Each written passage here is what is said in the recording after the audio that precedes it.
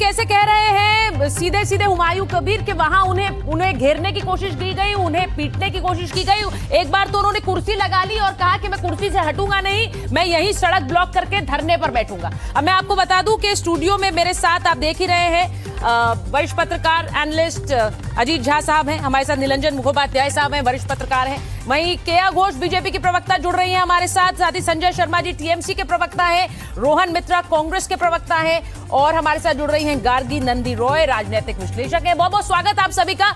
मैं शुरुआत में सबसे पहले ये बात जानना चाह रही हूँ क्योंकि मैं एक प्रतिक्रिया अभी ये भी दिखाऊंगी कि किस तरह से मुर्शिदाबाद में आज इतनी हिंसा हुई, हमारे रिपोर्टर कैसे भाग भाग कर एक एक तस्वीर दिखाई है, मैं उस पे आऊं। उससे पहले जरा ये बता दीजिए, ये इस हिंसा के लिए जिम्मेदार कौन है संजय जी, जो कुछ वहां पर हुआ? राज्य की कानून व्यवस्था जो है पूरी तरह चुनाव आयोग के हाथ में है। अच्छा। और मुर्शिदाबाद में हुमायूं कबीर साहब ने जो किया वो भाजपा के एजेंडे पर काम कर रहे हैं, किसी भी तरीके से चुनाव को डिस्टर्ब करने का और बेवजह का एक बखेड़ा खड़ा करने का। एक वो बीजेपी के संजय जी वहां पर तो टीएमसी के कार्यकर्ता और हुमायूं कबीर के कार्यकर्ता नजर आ रहे थे।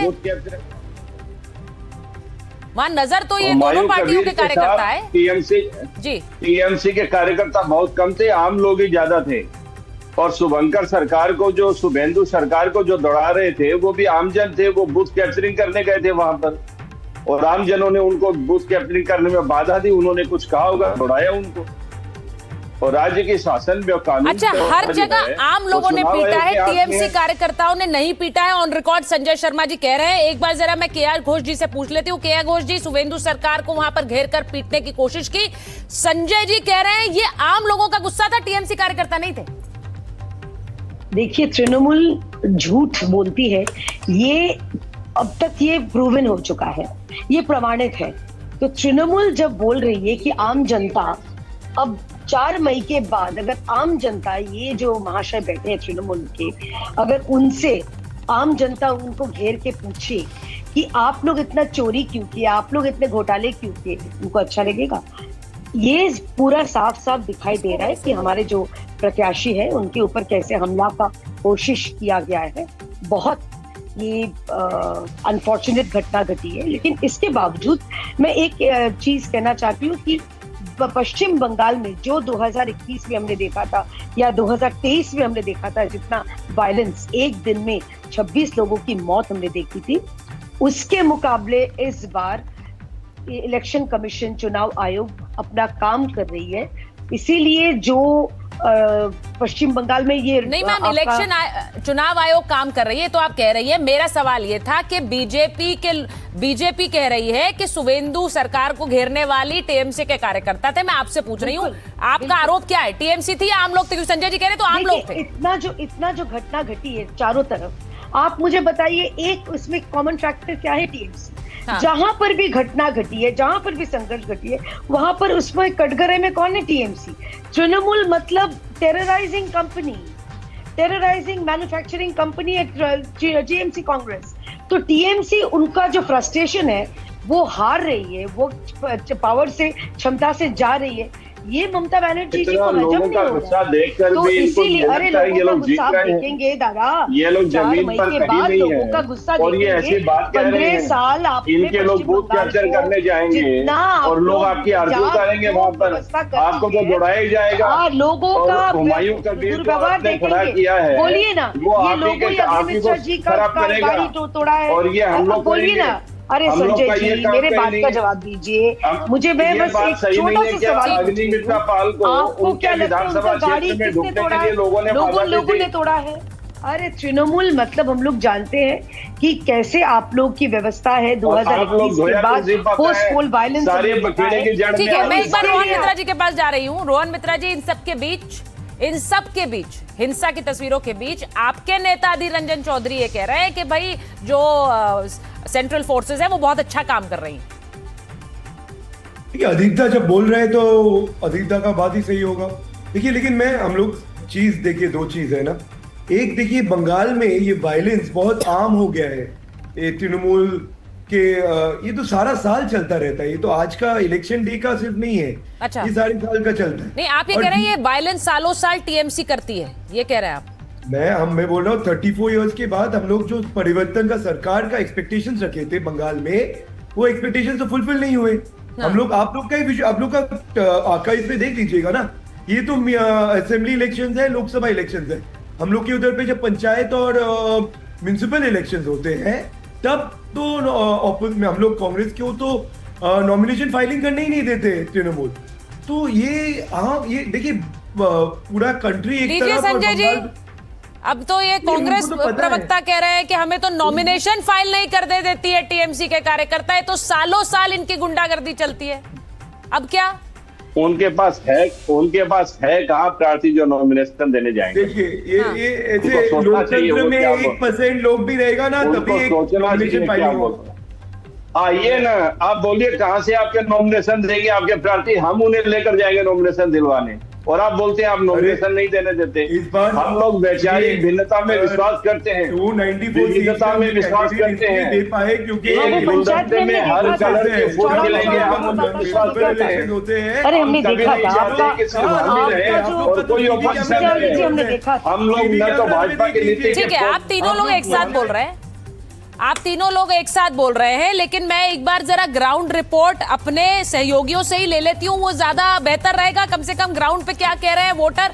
मनोज्ञा हमारे साथ कोलकाता से जुड़ रही हैं, मैं जरा उनके पास जा रही हूँ क्योंकि हमारे 3 सहयोगी जो इस चुनाव भर लगातार ग्राउंड रिपोर्ट्स देते रहे हैं। मनोरंजन भारती जी बहरामपुर से जुड़ रहे हैं हमारे साथ, वहीं हमारे साथ जैनेंद्र हैं रायगंज से हैं, और प्रभाकर हमारे साथ अलीपुरद्वार से। सबसे पहले मनोरंजन जी आपके पास आ रही हूँ।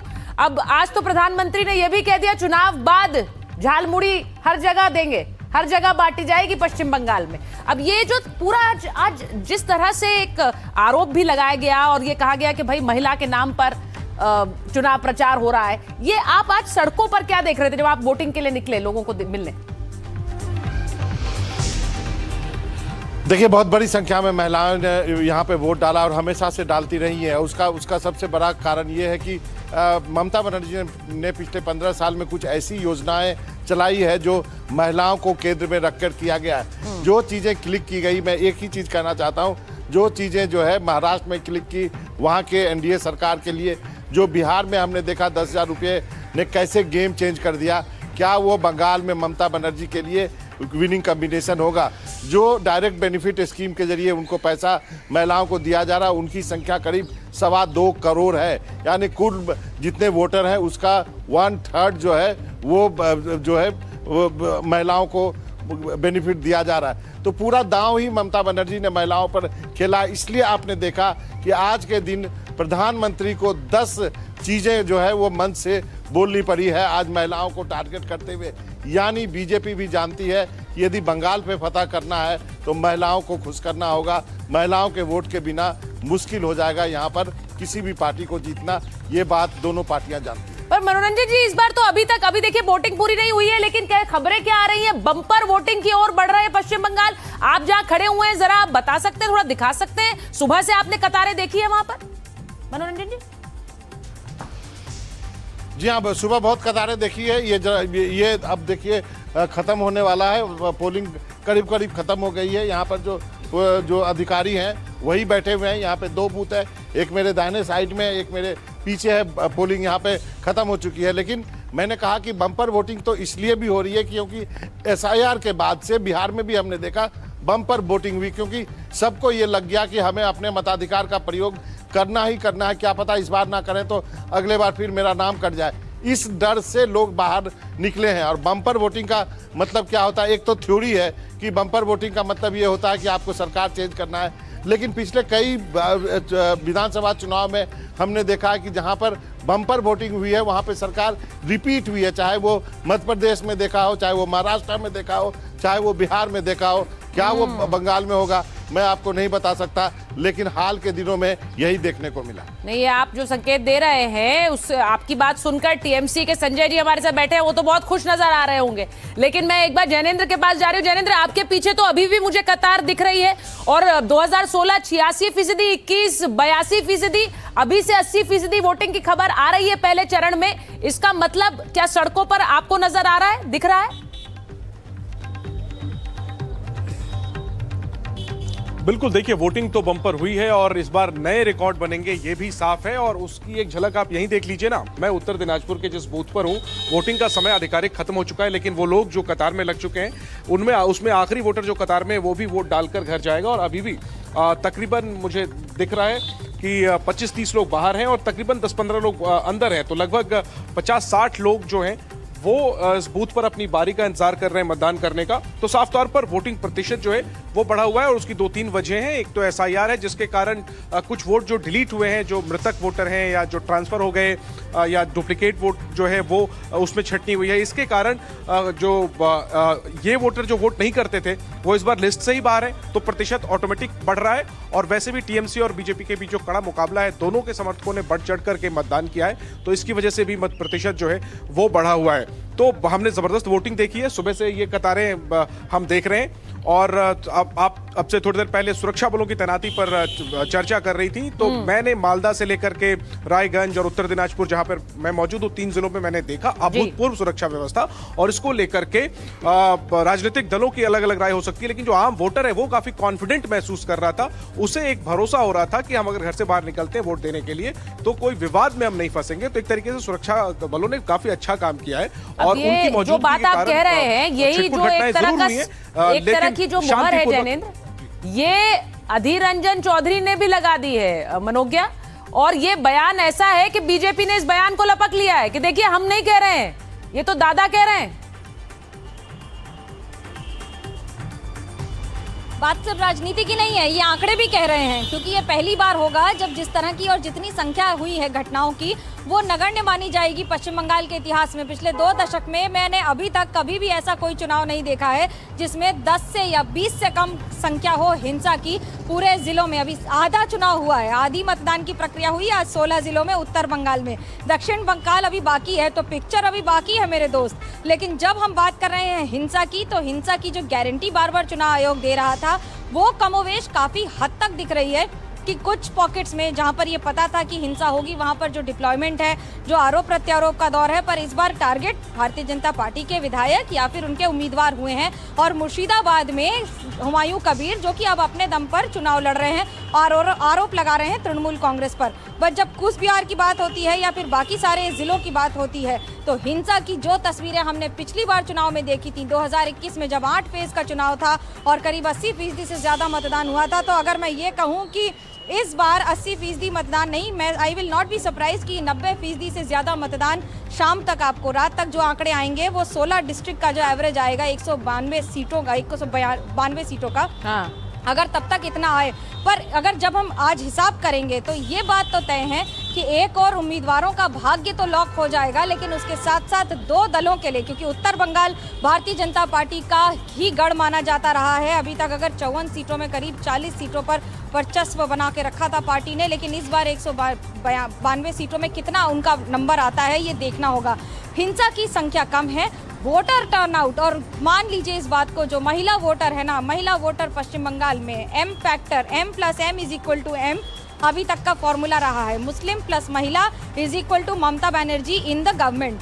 बट इस बार क्या वो M+M ठीक उसी तरह आएगा या नहीं आएगा? क्योंकि ये मैं एक बार जरा प्रभाकर के पास भी चली जाती हूँ मनोज्ञा, क्योंकि आप बता रही हैं M तो आप भी हैं और आपने पूरे चुनाव में हमें एक एक तस्वीर पश्चिम बंगाल की दिखा दी है, तो वो महिला वोटर हो या नरेंद्र मोदी हो या ममता बनर्जी हो। प्रभाकर आपके पास आ रही हूँ, जरा बता दीजिए ये जो पूरा पहला चरण है, इससे बीजेपी को बहुत ज्यादा उम्मीद है, लेकिन ये वही चरण है जिससे कांग्रेस को भी सबसे ज्यादा उम्मीद है। और साथ में जो तस्वीरें दिखा रहे हैं, ये बता दूं वेलूर मठ से प्रधानमंत्री की तस्वीरें आ रही हैं, वो हम साथ में चला रहे हैं। प्रधानमंत्री की ये तस्वीरें जो आप देख रहे हैं इस वक्त वेलूर मठ से। जी प्रभाकर आप बोलिए। जी, मैं इससे पहले कि आपके सवाल का जवाब दूं, मैं आपको पहले यहाँ की तस्वीर दिखा दूं। बहुत ही सुखद तस्वीर है ये जलपाईगुड़ी का इलाका है। ये शहरी एक मतदान केंद्र है। लगभग 500 से ऊपर मैं वोटरों को अभी भी कतार में देख रहा हूँ। अभी भी लगभग आधे घंटे से ज़्यादा का समय है, क्योंकि शहरी क्षेत्र में 6 बजे तक मतदान होगा।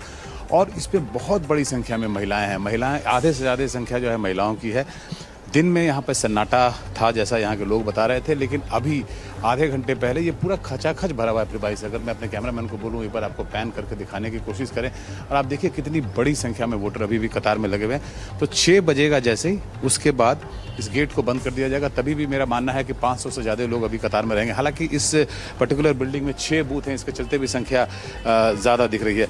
जहाँ तक इस पूरे इलाके में या पहले चरण में जो मतदान हुआ है उनकी बात है, तो इस पे आपको बेसिकली पिछले बार अगर हम देखेंगे तो बीजेपी का it was advantage, BJP situation, BJP को एडवांटेज था, इसलिए बीजेपी को नंबर्स डिफेंड करने हैं। हालांकि कांग्रेस, कुछ इलाकों में कांग्रेस जो है वो मजबूत है। मनोरंजन जी हमारे बाबा जो हैं लगातार उस इलाके में मौजूद है, वहाँ से आपको रिपोर्ट कर रहे हैं। तो कुछ इलाकों में मजबूत है, लेकिन कांग्रेस की कोई जमीन पे बात नहीं कर रहा। बात केवल भाजपा और टीएमसी की हो रही है। और हमने देखा एक दो जो घटनाएं हुई हैं, जो झड़प की घटनाएं भी हुई है, उन्हीं के समर्थकों के बीच हो रही है। तो कुल मिला के लेफ्ट की कोई बात नहीं कर रहा, कांग्रेस की कोई बात नहीं कर रहा। हालांकि कुछ पॉकेट्स में कांग्रेस की बात हो रही होगी, मैं उसको डिनाई नहीं करता, लेकिन मोटे तौर पे टीएमसी जो है इस बार जो है उनके अश्वमेध यज्ञ के घोड़े को फर्स्ट फेज में रोकना चाहेगी। प्रभाकर, अगर पीछे के कुछ लोगों से आप बात कर सके, अगर कोई हिंदी भाषी हो जो बात कर सके आपसे। जी, मैं क्योंकि थोड़ा दूर खड़ा हूं, मैं कोशिश ये कर रहा था कि आपको पूरी की पूरी तस्वीर दिखा सकूं, बर्ड्स का व्यू दे सकूं, इतनी भीड़ को दिखा सकूं। इसलिए मैं शायद जब तक वहां जाऊंगा तब तक थोड़ा विलंब होगा, लेकिन मैं जरूर ये उनसे बात करके अपने दर्शकों को दिखाने की कोशिश करूंगा। लेकिन अभी आप तभी एक बार आप फिर से आप देख लीजिए। अगर मैं थोड़ा सा बोलूँ कि आपको एक थोड़ा बड़ी तस्वीर आपको मैं दिखा सकूं, देखिए कितनी ज्यादा भीड़ है। और महिलाओं की कतार देखिए आप, मैं उनके पास जाने की कोशिश कर रहा हूं। महिला वोटर कितना महत्वपूर्ण है कि 2021 में हमारे सहयोगी लगातार वहां से रिपोर्ट दे रहे हैं। बहुत धन्यवाद आप सबका, क्योंकि और सुबह से आप ये तस्वीर वहां से दिखा रहे हैं, जिसमें हिंसा भी है, जिसमें राजनीतिक बयानबाजी भी है। एक बार अजीत जी, जो बात वहां हम देख रहे थे महिला वोटर का, उन्होंने जिक्र किया पिछली बार 2021 में 50% महिलाओं ने ममता बनर्जी को वोट किया था। ये भूले, ये टीएमसी के एक स्ट्रेंथ भी है, और इसी में सेंध लगानी पड़ेगी बीजेपी को अगर उन्हें ये चुनाव जीतना। खाली 50% तृणमूल को वोट ही नहीं मिला था, जेंडर गैप जो था बीजेपी को करीब 37-38% मिला था। तो मतलब 12-13% का जेंडर गैप, ये अंग्रेजी में कहेंगे अनप्रेसिडेंटेड, बड़ा भयानक जेंडर गैप होता है। और इस बार यदि उसी तरह का जेंडर गैप रहा तो फिर तृणमूल को एडवांटेज हो जाएगा। उसी लिए महिला संशोधन बिल अटेम्प्ट किया गया, उसी लिए प्रधानमंत्री जी आज 10 गारंटीज दिए हैं। मोदी गारंटी जो है वो सारा जो गारंटी है, वो जो लक्ष्मी भंडार, कन्याश्री प्रकल्प, रूपाश्री प्रकल्प, स्वास्थ्य साथी, सबुज साथी, मुक्तिर आलो, उसका पैरेलल है इनफैक्ट। तो ये बहुत जोड़ अटेम्प्ट है कि 2-4% भी महिला उस पार से इस पार आ जाए तो ओवरऑल स्विंग जो है ना वो बीजेपी के तरफ हो जाएगा। तो मैं कहूँगा अल्टीमेटली इस चुनाव में महिला और मुस्लिम यदि तादाद जैसे है ना कि 90% टर्नआउट होगा वोटिंग में, यदि मुस्लिम टर्नआउट मतदान हमेशा ज्यादा रहा है हिंदू मतदान से, तो मुस्लिम यदि एक मुश्त वोट देगा तृणमूल को, जैसा कि सुबह हमारे इससे जो है बड़ा फायदा होगा तृणमूल को। अब चक्कर ये है कि हिंदू वोटर्स का भी यदि उसी तरह से टर्नआउट हुआ